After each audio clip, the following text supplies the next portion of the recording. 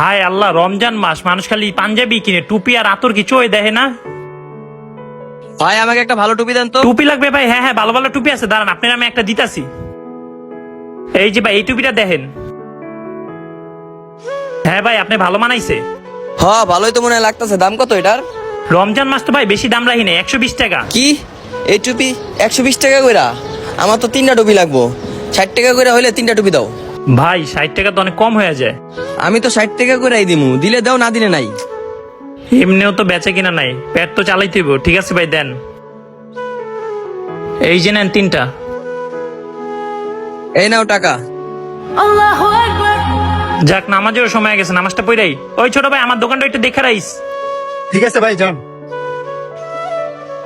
এই যে নেন ভাই, প্রাইস কত এটার?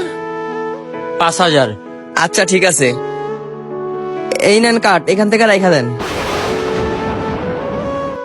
এই যে নেন ভাই। ঠিক আছে ভাই। আরে ভাই, জি ভাই। ভাই আমি দেখলাম আপনি একটা পাঞ্জাবি নিলেন 5,000 টাকা দিয়ে, আপনি যে কোনো দামাদামি করলেন না? দূর আপনি কি পাগল হয়েছেন? এখানে ফিক্স প্রাইসে বিক্রি করে, এখানে দামাদামি করা যায় না। বাহ ভাই, এই জায়গায় তো ঠিকই দামাদামি করতে পারলেন না, কিন্তু আমাদের মতো গরিবদের ওই ফুটপাতে গিয়ে ঠিকই জুলুম খাটাইতে পারলেন। ভাই আমরা বেশি লাভ করি না, আমাদেরও একটু বোঝার চেষ্টা করেন। মানুষ বড় বড় শোরুমে গিয়ে কোনো দামাদামি করে না, কিন্তু ফুটপাতেই তাদের দামাদামি করতে হয় কেন?